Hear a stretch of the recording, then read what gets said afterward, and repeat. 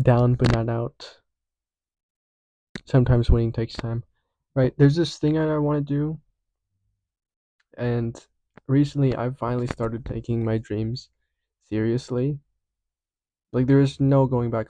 This is the thing that I know that I'm going to do, that I want to do. I yearn for this thing.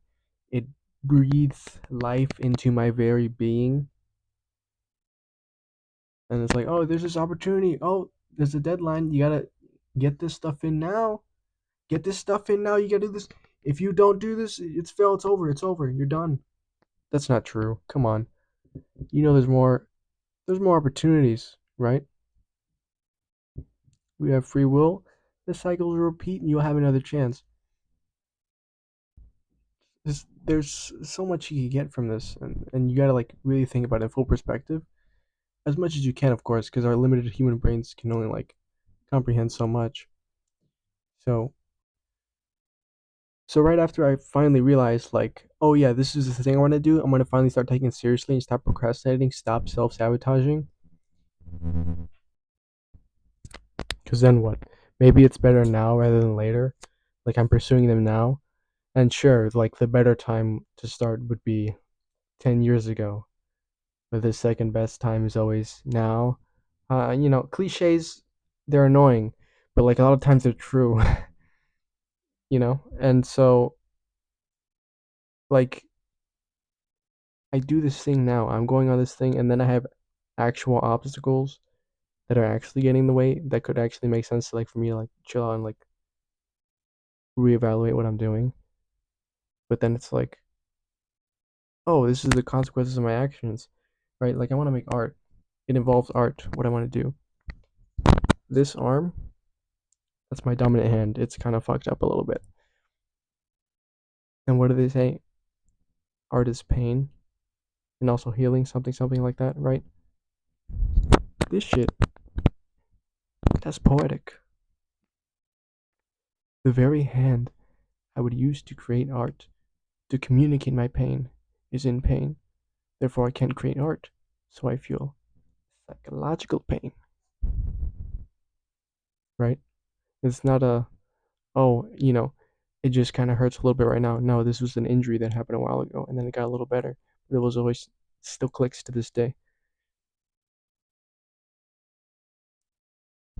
And I was using this hand to procrastinate and self sabotage by just playing video games, consuming rather than creating. Sometimes, or honestly, most of the time, stuff really just writes itself. There is poetry in seeming randomness. So now, how do I contextualize this in a way that's like, oh, it's actually perfect, right? But perfection doesn't exist, and imperfection doesn't exist either. Blah blah blah. It's all arbitrary, right? At least I think so. Maybe I don't understand that yet. That's fine. Who cares, right? So okay, you want to do this thing now. All right, you have this opportunity. You might have to let it slip through your hands. Maybe if you went on this opportunity specifically, it actually would have been worse. It actually would have been more difficult. But also uses as an opportunity to like, in my case, take care of my health. If I can't take care of my health like that, if I can't care for myself like that, how am I gonna like go and do all these amazing things, right? That I want to do and that I'm going to do. Maybe not in the way that I exactly want to. As much as my ego wants to control that, I can't. I can't control it. It's both out of my hands and in my hands. Hmm. So really, it's just evaluating what is it that I want from this. Am I gonna let it give? You know, everybody doubts themselves, but the problem is you give in to the doubt. Don't give in to the doubt. Let the doubt take you. You believe in yourself, and then you doubt, and that doubt leads you to even stronger belief than before. till you get to a point where eventually you rarely doubt yourself anymore.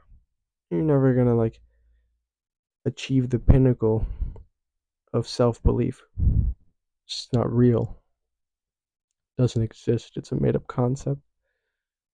But you know what I mean. Or I'd hope you do.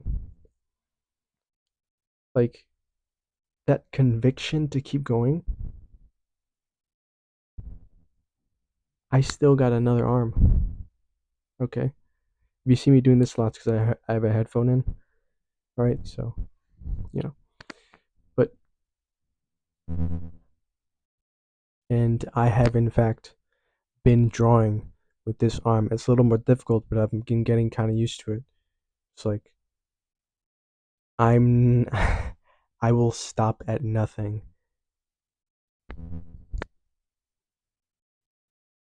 And it's not even about faking it till you make it. It's all a part of the process. Too stronger belief, too stronger conviction. People always talk about, I'm really like that. Are you really like that? I don't know. Do you even understand what it means to be the greatest? Do you understand what that entails? Right? If you want to create art, subjective. Everybody's gonna hold you on a different level in their mind.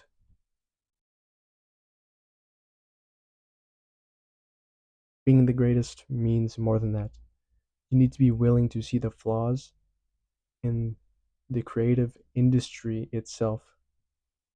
What's wrong with it? What places they could do better? What can you do more than just being a part of it, but inspiring change, inspiring others to be their best selves, even if they aren't in that facet of creative existence that you're in, that you're tapped into.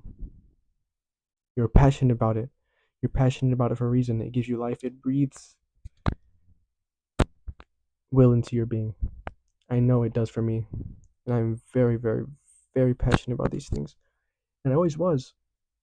It just sometimes it takes a while to realize. And that's kind of the hard part. Because then you feel aimless, you know? Behold, is this pain? The consequences of my actions. Right? Behold, the consequences of my actions. Contextualize it. I know I keep saying that, but yeah. So look, let's say this hair is the goals, which it was a goal at one point. I've achieved that already. But in your pursuit of it, you will understand what that truly means, right? At first you think, oh, I'll just stop getting haircuts, just grow my hair out, whatever. Okay, that's only the first step. You have to maintain the hair. What texture of hair do you have? I didn't even know that I had curly hair or like wavy hair until I started growing it out because the hairstylist told me, and I had no idea. I didn't know that because I was under different conditions with short hair at a barber shop. You know, they couldn't tell me that. I don't think they cared, right, to tell me because it didn't matter because I didn't have long hair. I wasn't under the correct circumstances to find those things out about myself. So I wanted long hair. So I started growing it out. Get the conditioner, try the conditioner, shampoos, which one works, which one doesn't, how many times do I need to wash it, how to properly use the shampoo, where to apply it, how long do you put it to dry in the towel, do you let it air dry depending on what kind of hair you have, how long do you blow dry it, all those things, all of those things, and you find these out as you pursue that goal. You find that out, and sometimes it kind of sucks. The longest time I had a really hard time maintaining this. I still kind of do, but it's become easier. You have a system, you have a routine to work out. So this, I can use this to create better art. It's pain, literally, but also figurative, mental and emotional. Dang, if I got this injury now, and I'm barely starting to like finally pursue the things that I want. How am I gonna do it later down the line in this industry that's like cutthroat, which is for uh most creative industries. That's just how it is. Should it be like that? That's up for debate. I don't think it should. I don't think it should. And some might say, "Oh, well, it has to be that way. It's only the best to get through. They have to understand how hard it is."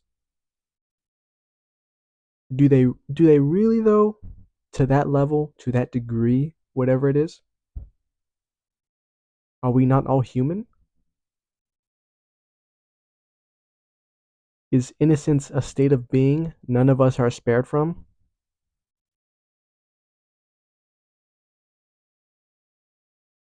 It doesn't have to be that difficult. Because it already is. Hello? But that's just me rambling about how I think things should be. Whatever. I could be wrong. I would love to be wrong. It's more growth, it's more fun for me, right? How can you be right if you're too afraid to be wrong? How can you have your ego checked if you don't let that shit show in a healthy way, in the vulnerable ways, in the ways that actually help you and help others around you? Don't hurt people, right? But you go, I think I might have said this before, but like, you look at the timeline of anyone's life, everybody's been a victim, everybody's been the perpetrator at one point or another, with very little exceptions. It's just how it is. Hmm. I don't know if I have anything else more to say, but like, yeah, like literally, like sometimes winning really does take time, and I know that's probably not what you want to hear, or maybe it's exactly what you need to hear, and it'll crystallize later on, and you'll understand. Because sometimes you hear stuff and it's like you're just like, oh, that I don't like that. That's bullshit. I don't like this. Like you reject it.